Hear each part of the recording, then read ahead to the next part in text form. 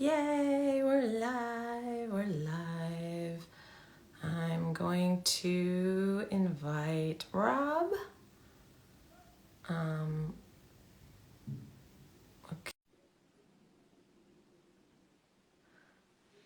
Okay, there Hello. you are. Very good. Hello, hello. We are live. We still have a minute before this starts, so maybe we can just say hi to anyone who wants to come in. Hopefully, we'll get some people. Yes, it's our first official uh, Spilling the Spirituality live stream on Instagram. We've recorded Woo! and posted, but yes, here we are on IG Live. So welcome, Awesome. everybody. And I see that someone showed up, which is wonderful. Yay. Okay. So today we're going to be talking. Well, first of all, let's introduce ourselves. I'm Hilary from Hilary's Mindful Living. Hi, Obviously, Hilary. I just start my obviously coffee. you know who I am. And this is my pal, Rev Rob. He's in a lot of our YouTube videos that we do together. You want to say anything about yourself? Yes, I'm Reverend Rob Banaszak, and I am also known as the Spiritual SPINister. I do meditations and also am in private spiritual practice, just like you, my friend. We've known each other for, gosh, about 7 years now. And Yep. yeah, and here we are again. So excited to be here and excited to talk about the holidays and spirituality and all those things we do. Yeah. And so, so also I want to mention that I'm a life coach and a spiritual teacher. And this is a topic that kind of comes up a good bit with my clients handling the holidays. So we want to invite anybody that's on to ask any questions or bring up any discussions about how you deal with the holidays, how you deal with difficult relatives, if you need What you're advice. grateful for, yeah, how you have gratitude, if you've got a gratitude practice that perhaps you have to bring out for the holidays that you don't normally have throughout the year. But True. since True. Thanksgiving's happening coming up, what are we thankful for as Yes. well? Oh, maybe we start there. Um, so here's a little technique that I always do, that I really encourage people to do. We'll go easy first. To bring in more gratitude into my life, what I often do is I'll pick a few people and I'll write a letter to them where I actually tell them why I'm grateful for them. And usually I pick people that wouldn't expect the letter. One time I did my mother-in-law, like, have you ever sent a letter to your mother-in-law, and I mail them in the mail. Imagine that, a letter in the mail. And it touches people so much. I used to run a lot of spiritual groups, and that was an exercise that we would do in the group. How about you? How do you show gratitude during the So holidays? yeah, I can be pretty moody, I think, and so I've been able to like compartmentalize my gratitude so that I can create, I have a gratitude practice relatively often, so I journal my gratitude. But I found that I am unusual or twisted or something that I find I can be grateful in 1 minute and still go, but why don't I have this in the next moment? So for me, it's been trying to kind of fully open to gratitude. Something that I started recently is this idea of, Be Real has been an app that's been with a lot of young people. I think that it's come and it's on its way out, where it asks you to stop whatever you're doing in a moment. You get a notification, and then you kind of put yourself out there in a real space with whatever picture, whether you're in the bathroom or whatever you're doing. That's the contract that you make with this app. So knowing that, I now try to stop myself in a moment and be thankful for that moment, whatever's happening in that moment. So that's been a recent thing, probably maybe 2 weeks or so, where either I send myself a notification or I have a reminder as well that it forces me to stop and not just be grateful for something general, but grateful for something that is actually in my landscape purview, like at the moment. So if I'm walking down the street, am I seeing a view that I like to see? Am I going somewhere that I want to go? So it's kind of like the Be Real concept that I've set up for myself with notifications and reminders. So Oh, that's cool. It's called Be Real. Be Real was the app. I just in some of the podcasts that I've listened to, I'm not sure if it's still as popular as it was a couple of months ago, but it was really kind of the rage a while ago. And I just thought it was a great concept of stopping whatever you're doing. It's sad that it was kind of born of the idea that we weren't being real on social media. So we want to create a way to do that. Yeah. But beyond that, I thought Yeah. it's a way of stopping what I'm doing and being real with myself on social media, not just on social media, in my life. So That's very cool. I want to welcome, we have some people coming in. This is so great. Can you see them, Rob, or is it just me? I see who's joined, and I see Mark Fusion's joined. Hello, stranger from Chicago. Oh, Nice to hear you, see you. I think someone I know. It looks like Martine. Hi. Yay. So guys, we are talking about dealing with the holidays, unpacking them, the good stuff and the bad stuff. Right now, we're just talking about gratitude and different ways and ideas to use gratitude during Thanksgiving time, during the holidays. But if you have any questions or any discussion points that you would like to add on how you deal with the holidays, just type them in there and we will address them, or questions. So I'm curious, Hilary. I know that you are, no matter what holiday it is, minor or major, you are one who plans for those holidays, either hosting or rounding up that family. And I think you're a successful hostess in whatever you do. I'm always marvel when you say on Wednesday night before Thanksgiving that you're working on the turkey or defrosting or whatever. But do you, or are you able to kind of be grateful during that time that might be crazy for you as someone who loves to be the kind of center of the gathering? Well, this year I don't have to do it. So I'm really So we're happy. grateful for that. I Number am so one. grateful I am not running my Thanksgiving dinner. Yeah, it's a lot of work and it's hard when you're when you're making all that food and everything, and working so hard for a meal that you eat, in about 45 minutes max, to feel that gratitude. But I try, I put on good music. I I'm always grateful for the kids come home and the four of us are together, and I am grateful for that. But sometimes you have to get in the right headspace. I usually try to cook everything kind of early, take a walk in the woods for a little bit, because that's how I regroup, take a breath, and then get ready to deal with all that family. What about you? How do you deal with it?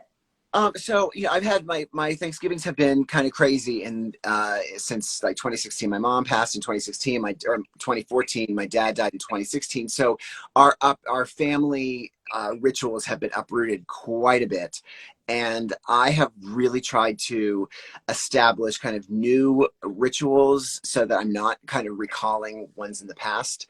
And they were from Pittsburgh. I never did not have a holiday in Pittsburgh for most of my life. Like no matter where I went, if I was not home, my mother would, it just wasn't an option. So it's been a matter of kind of creating new ones. My brother lives not far from here, even though we both grew up in Pittsburgh. So, um, you know, we saw each other last year for the first time. We hadn't seen each other for quite some time since the pandemic. So I went to their house in Sykesville, Maryland. But I also, the newest tradition I've had is that my husband and we go to Buca de Beppo when we've got nothing else to do. We go, either we have friends or we go ourselves, but it's like, it's close to here. We don't have to work. We love the food. And so that's been what we have done. And it is something that I truly have been grateful for. I find myself looking forward to it, which is the mark of a good ritual. This year we invited my brother and my niece and nephew, who are adults, and his wife, my sister-in-law, and they may be joining us for this new tradition that I've had for several years with my husband. So I'm excited to see whether it works out that way. And if that happened, I'd be very grateful. My brother and I would consider us close, even though we don't talk often. I always feel connected to him. So I would love to have that happen. Yeah. So, one of the things I feel like we should talk about, because I think anybody that might be tuning in goes through this, is like, how do you deal with difficult family members during these meals? When here's a couple things that I feel like get you into trouble. talking about politics, talking about how you live your life if other people don't mesh with it, and you and I are a little bit more alternative and not always doing what everybody else is. You know, when family members criticize something about you or want to get you, specifically this year with politics, it's kind of a toxic. It can be toxic. How do you deal with that, Rob? So I, again, most of what I what I'm able to talk about are issues that I'm working on. And so because I think I spent so many holidays climbing into a palpable shell for my family members, when my parents both died, I kind of made an internal proclamation that I was going to not do that, because I just felt like I'd done it for so many years. I'm going to do what I want to do. Hence the buka with Wade, and inviting my brother. My brother and I are complete opposite ends on the slash political and social spectrum, but we managed to not avoid talking about it, but certainly love each other enough through it. And so it's not an issue. But I do have other family members that aren't necessarily as open about that kind of coexistence. And so I have to say I pulled away from those situations on my holiday, that might put me in a state of tension. So yeah, it's in a way it's an avoidance, but in a way it was also a way of me proclaiming that I don't want to keep being somewhere where I don't want to be. So I just didn't want to work that hard on a holiday when I didn't have to. So Right, right. I mean, I think the key though is learning not to take the bait with people when you're sitting around the table with them, or you're sitting relaxing later and people ask you questions like, I mean, let's say you don't agree politically with what the majority of your family agrees with, and they're like, who did you vote for? What do you think? Whatever. Or if people, say things that aren't, because I'm into spirituality, I get a lot of family members don't necessarily understand the work. challenging you in this spirituality. Yeah, or my favorite is, if you're so spiritual, how come blah blah blah, and they sort of point out my flaws. So I wanted to share, I guess, that I think the key is to not take the bait. The key is to sort of just, it's like from the Penguins movie. I can't remember what it was called. Smile and wave. Smile and wave, boys. Smile and wave, right? Where you just kind of say, I mean, I've had people do this to me where they start to talk to me politically. And to tell you the honest to God truth, I really don't like talking about politics ever. I don't follow it that closely, and I don't like to take a side. So normally I just say, oh, uh-huh. Oh, interesting. Okay. And it's more just an acknowledgement that somebody's saying something, but not really diving in. And then if somebody says to me, well, what are your thoughts on this? I usually say, I really don't want to talk about politics right now. I don't have strong views either way. I just kind of try and stay neutral. And that way I'm shutting the door. And I try and do the same thing with when family members will often nitpick, which is so funny because they're supposed to be the people that love us the most and accept us the most, but I guess they feel comfortable enough to, pick at us a little bit. And I just wrote down a couple things that I say. Thanks for letting me know your thoughts. When someone comes at me, I'll be like, oh, thanks for letting me know. I'll consider that. Or I say, if I'm really pissed, I'll say, last time I checked, this was my life, but thank you. But I really think when you're dealing with difficult relatives, less is more. The less you can engage and with that sort of toxic vibe. I mean, they're trying to get a rise out of you. The better it is.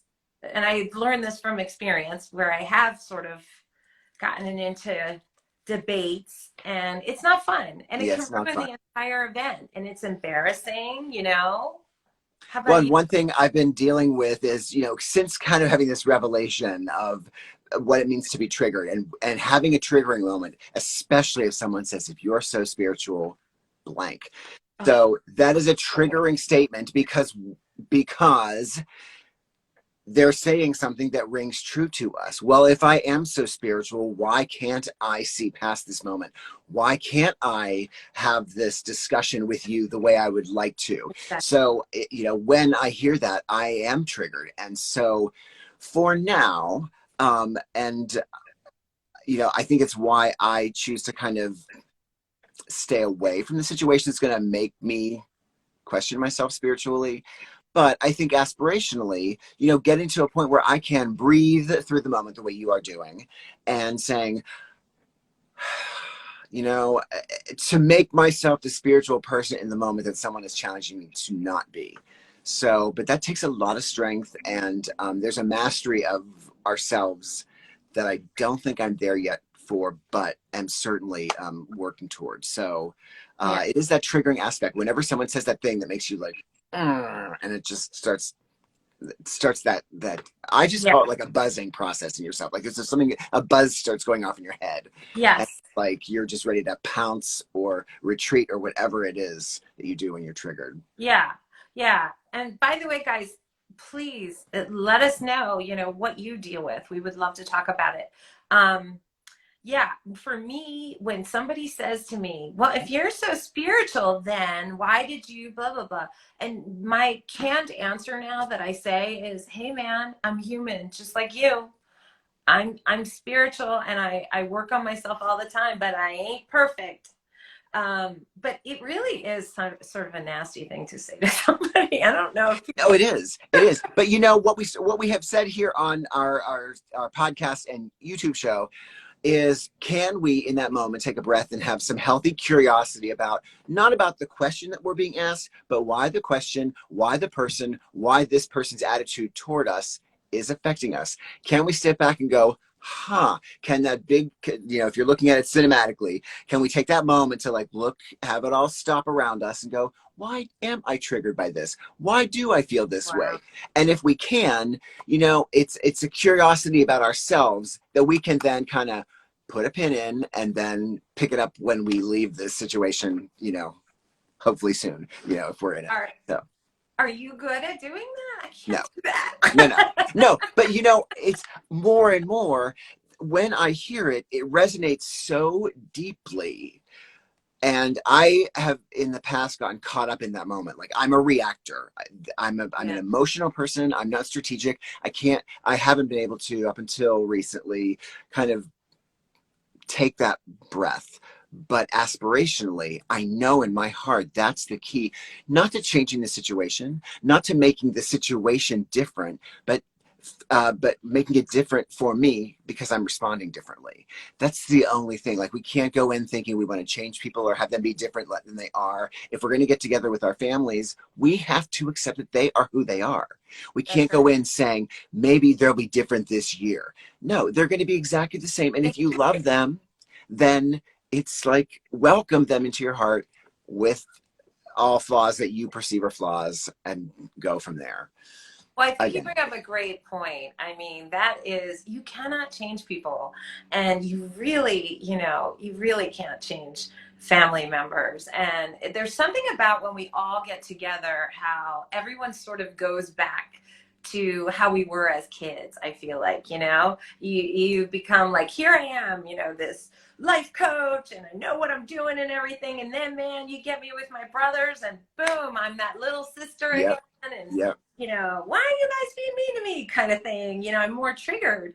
It's interesting how we sort of slip back into who we were. And I Yes. think to myself, I wish they could see me outside of the family. Like, like, do you feel that you're less yourself sometimes with your family of origin than you would be? Absolutely. I again, coming from recently other people's spiritual postings, this idea that my parents, I'm gay and I have a husband and we've been together for a long time, and that's been kind of an overwhelming issue with my family, which they've accepted us and me in the past. But am I the same gay person with my family that I am in my own home, where I'm, queening out, or whether I'm commenting on hot guys on the television while we're all watching some show? No, I'm not. And so I do feel like that is an issue. I was not being the total me in that space. Now, did I wish I could be? Absolutely. Do I think that do I think it's really plausible to think that I'm going to be that in every situation? No, every situation does not warrant every part of me. But when with our families, I do feel like that's why I feel that loss. Like I haven't gone into my job and said, oh, I wish I was that crazy person I was on the weekend here sitting at my desk.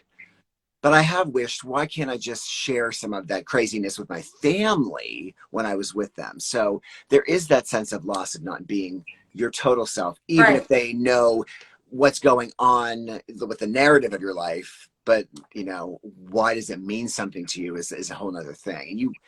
And we feel like we've come this far with our families. They hear us, they know we're doing this stuff. Like spirituality was a big deal. Like I came out as a gay person, but I did not go home on Sundays and say, oh, well, I just was at a psychic fair last night. Like that would have been worse, or Yeah. so. No, I agree. I find that I keep a lot of myself hidden, especially, my family of origin probably knows me better than my husband's side of the family. And, I just don't feel that they know what I do. If they were interested, they would ask. Or they'd be here. Like, yeah, They're just not that interested, I don't think. Or, maybe they don't understand it or whatever. But I find I'm much quieter. Like this year, we'll be going to my husband's side of the family. I'm much quieter there. I just, the football's on, and, there's not having a lot of deep conversation unless it's invited, then I would. But I guess I don't feel comfortable enough in myself to just sort of put it out there, mostly because right, people would just scratch their heads and like not get it. And which is kind of a bummer, isn't it? Because you want to be your true self all the time. You want to right. be authentic all the time. But you also don't want to feel like you're defending it all the time either, and that's how I get defensive. And that's how I would feel if I was putting it out there. Like every question I would get, and for me, I really have to decipher when I'm being asked something. Are they really challenging me the way I'm hearing it? Or am I just defensive because I have not become secure enough in it myself? Why didn't I talk to my family about psychic fairs and message galleries that I did on a Saturday night? Because perhaps I wasn't as comfortable as I would have been, because I felt like I would have had to defend it rather than explain what it was. Exactly. Well, that's So what it is.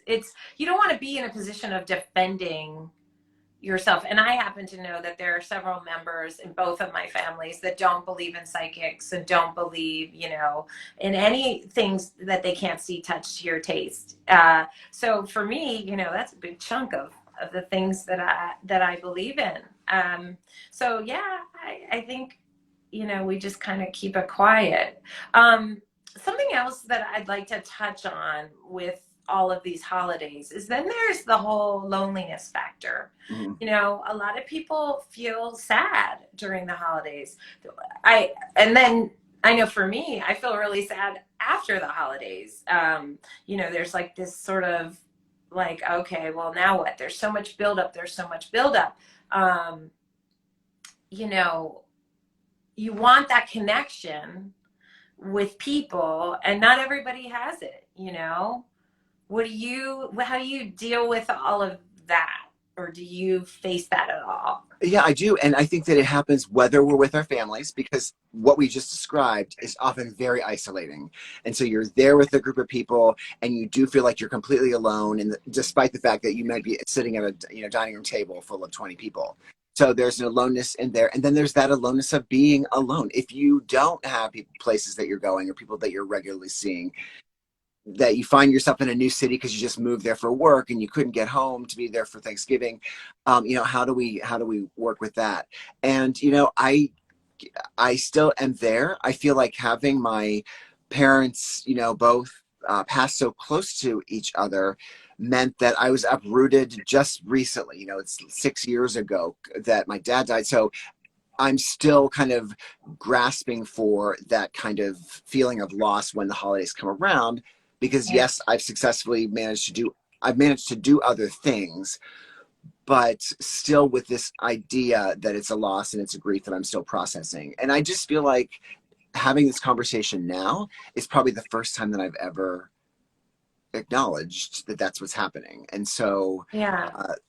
we're having a conversation here live as friends would, and I feel like I'll be better this year because I've been able to kind of articulate it. So Yeah. So do you get that sort of lonely feeling then? I do, because I am very much like, I am a nostalgia person, and so the lonely feeling comes from, wow, this is not, oh, my husband this is not the tradition he came from, and having that kind of gathering was something that my mother wanted to do regardless of where we were and what we were all feeling with each other. It was good enough to be fake smiling throughout the whole thing, which I always felt inauthentic about, but I still like the ritual of. And so we don't do that, and that's not something that I necessarily want to recreate at home with my husband, who doesn't need to do that.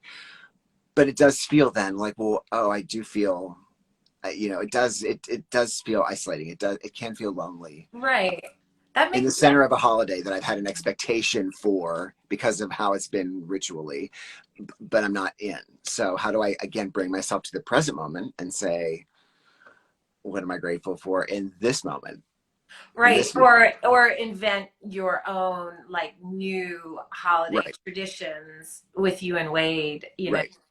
Um, and I guess, for anybody who knows, I'm curious if anybody who's watching knows what that loneliness feels like or deals with that loneliness, of not feeling included or not feeling connected, and how you deal with that, or let us know, because it is true. I am surrounded by people a lot of the times, but because I'm so different from mainstream, I suppose, just because there's tons of people around, I might not feel, I still feel that aloneness. and Right.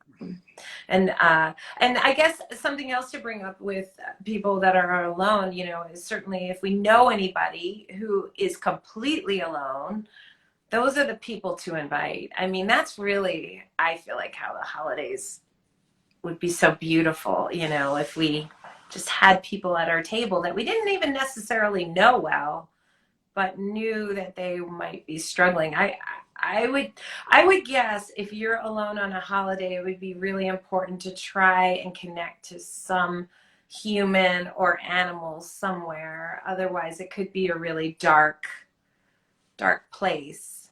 Yeah, and I have to say, I think it also depends on your introversion versus extroversion tendencies, because That's true. I was raised in, but I do feel like I tend to the introverted part about holidays. And so one of the things that always stressed me out about rituals was if I was going somewhere where I knew there were going to be people that I didn't know. Like, I also was very protective of that idea that I don't want to make small talk, come out of the closet, talk about my spirituality with people that were strange. So maybe I got to this point where I'm comfortable with my family members, but saying, oh, we invited so and so, because that always stressed me out. So I cannot say that I have been someone to support the idea of gathering everybody so that no one's alone, because I myself, I'm an introvert in that way. So So you would rather be alone, or well, you have your spouse, but you would rather be alone, not celebrating,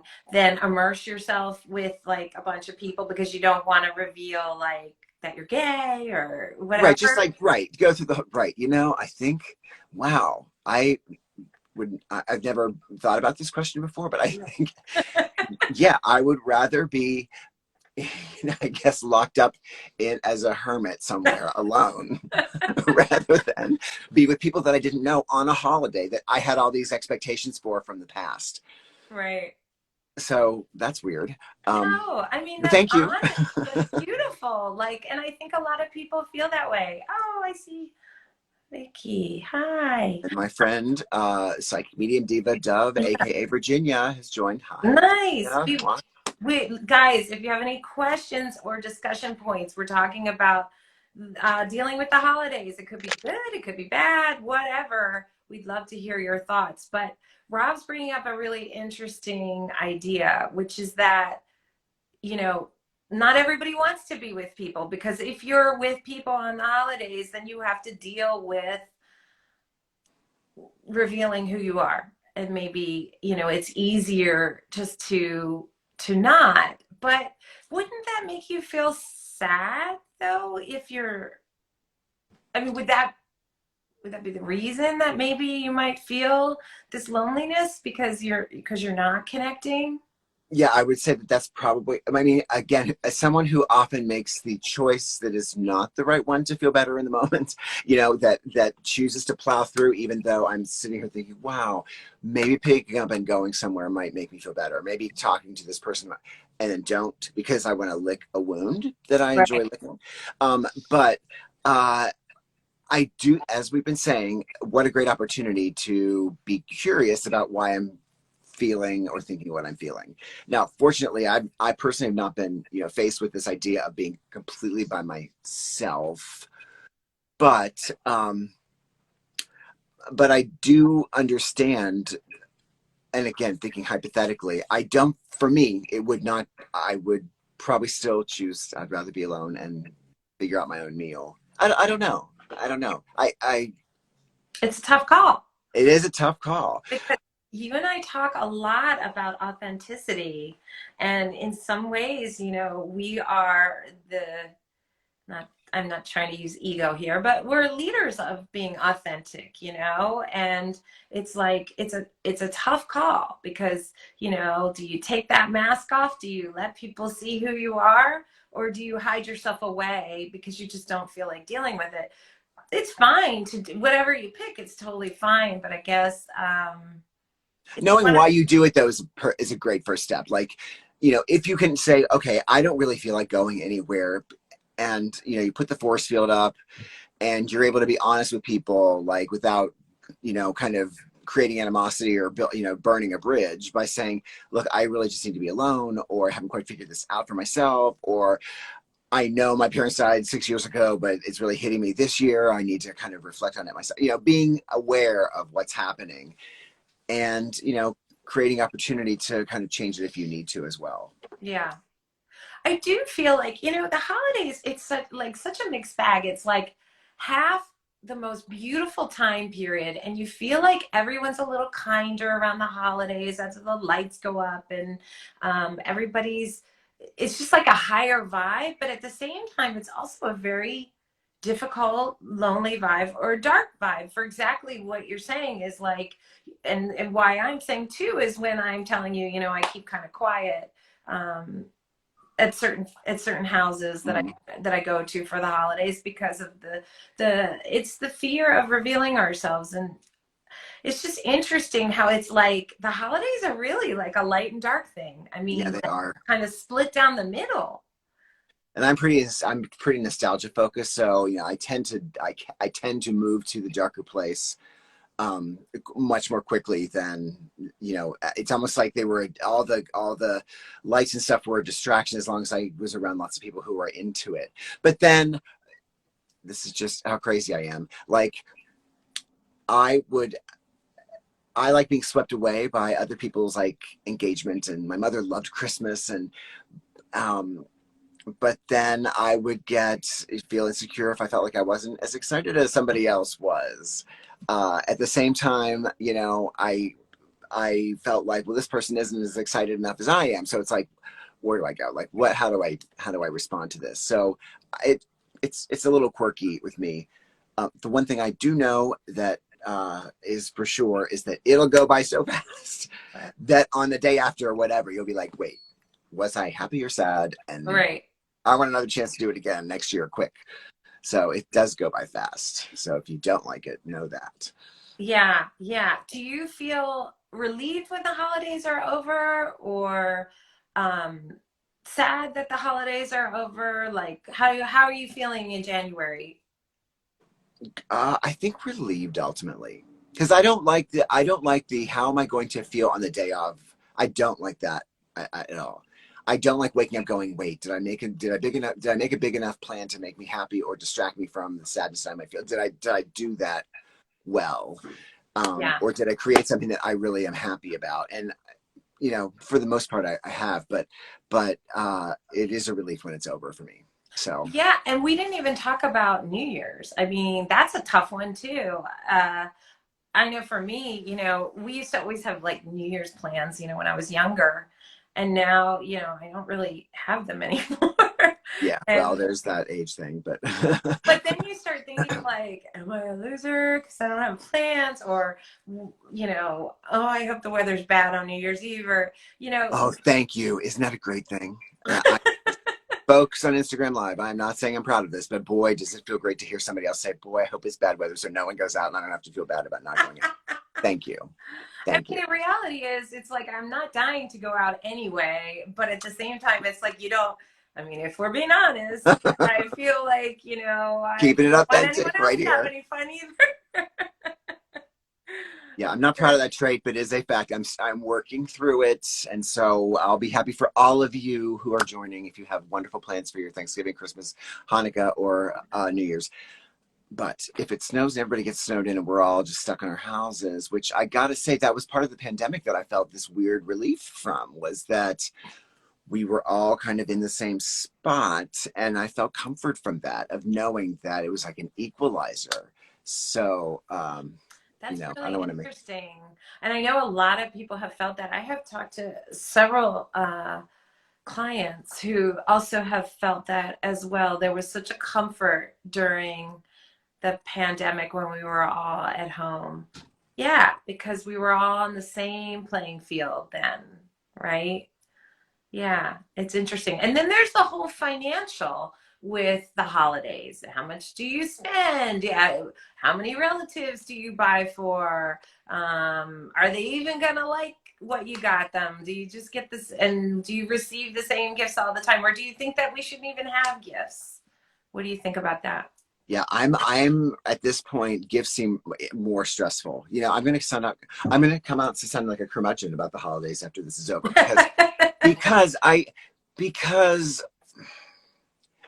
I've aspirationally how I want to be able to deal with it. The triggers and the feeling of, loss of the childhood rituals or whatever. So I want to be able to be stronger through them. The fact is I can't be until I face them. So, I gotta wake up each of those holiday mornings and face it.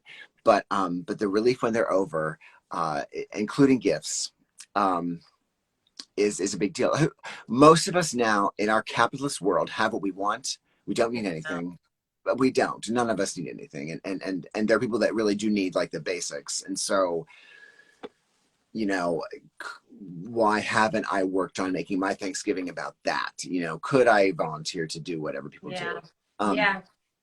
the conversely, I've heard from people. I've worked for a lot of nonprofits, and people said, "Well, this is the holiday where everybody they want to volunteer, and we don't need people on this day, So like we Right. need you those other days.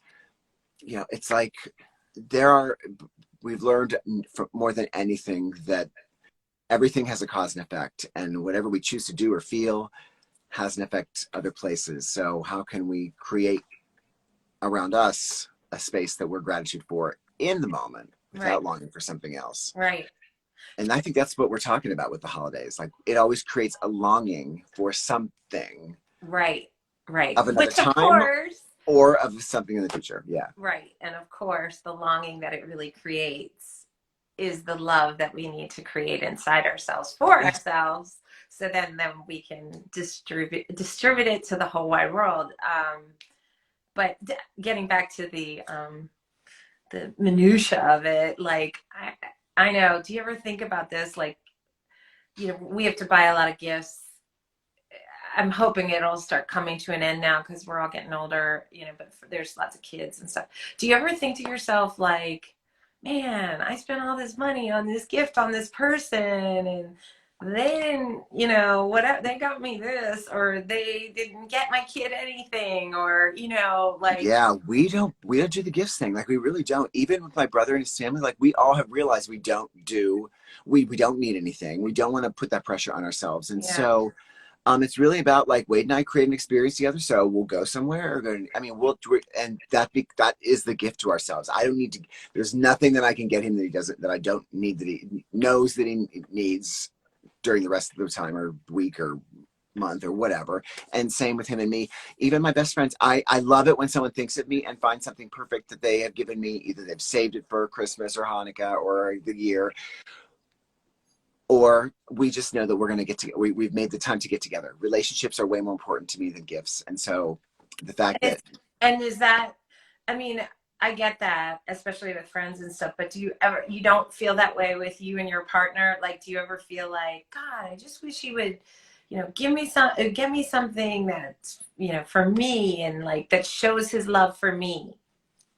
I gave up on that idea such a long time ago because I, I yeah, I would and this is probably the most self-aware I am in parts of my relationship, but I am aware enough to know that that's a ridiculous condition to put on him for me. So we offset that idea by literally choosing something for ourselves that is our Christmas slash, but maybe it's our year-long thing. We're pretty indulgent despite the fact that we've got, income limitations. We're indulgent enough that that is the gift, that I never think that we're not treating ourselves. I don't wake up on Christmas morning thinking, oh, well, we didn't, there's not a lot under the tree with each other. I don't. That's great for a fantasy world, but my reality, that's not something that's not the thing that I'll feel sad about if I'm feeling sad on Christmas. It's be like, well, we're in New York because we're seeing a Broadway play together. I don't need to get you some gadget that you're probably not going to like anyway. Right. So that's another thing. Like, And I feel like ever since Amazon was created, and we have this instantaneous, you need something, you get it tomorrow, it's delivered tomorrow. Like, it has taken away some of the gift giving joy, because everyone does get what they need and want for themselves. So yeah, I'd love to say that I'm not materialistic and gifts don't matter to me, but giving gifts and receiving gifts is a bit of my love language. no, I understand that. And I think I was much better when I was younger, but yeah, so good to remember as the Yeah, holidays approach. yeah. Well, I think unfortunately nobody wrote us a question, But but that's okay. We are so glad you guys are here. This is our first one. If I may, can I just invite us to, because I feel like this is a moment that we can do. If you are on now, and even because we are friends, if we're here now, if we can take that moment to be grateful in this moment where we are, not just for those things that we often feel like we're obligated to feel grateful for. Oh, I've got a roof over my head. Oh, I'm going to go have lunch. But like looking around in this moment, just taking a breath, and is there something in this very moment that you can honestly and authentically say we're grateful for? And either think it to yourself, or I'll just start by saying I'm grateful that you have spearheaded this moment that we can have together. And so thank you for that. That is no small thing and no small feat. And I am so grateful for you and that tenacity of helping me bring my own dreams to reality. and I receive that, and I am so grateful for you, Rob, and your humor and your levity and your depth and your conversation, everything. And I'm grateful for anybody who watched this. And even Yes. if you didn't watch it, we're going to post it anyways, and maybe invite more of a discussion about the holidays. But I'm grateful for humans, man. Yes. Yeah. And I often say, well, I do live meditations, but for anybody that's here now or that was here, whenever you're here, you create a moment that is unique. So even if we decide to do this every week, and even if the same people are here every week, every time you join is a new experience. And so if you've been here and you've joined us, I'm grateful for that, because that makes this experience on Tuesday, November 8th, 2022, at noon, a unique and beautiful experience in the universe that can't ever be created again. It's precious. So Yeah. thank So you for that. all about connection, man. All about connect. Oh, oh, connection. Um, Live streaming is so fun. it's so fun. Anyway, thanks everybody for listening in, and please, if you don't already follow us, it would be wonderful to either follow. I'm at Hilary's Mindful Living. Rob. Yeah, so you can read me at spiritual_SPINister on Instagram. I've joined as RS Banaszak, but I'm trying to get some more followers over on the other side so I can talk just about spiritual stuff. I see my friend Esnet Yelovich from so long ago. Hello for joining us. Oh my God, from New Zealand. Oh, Mwah. So good to see you. We met, long story, but yes, so glad to see her. And let's be grateful for those moments. thanks everyone. We'll see you next Love you time. all.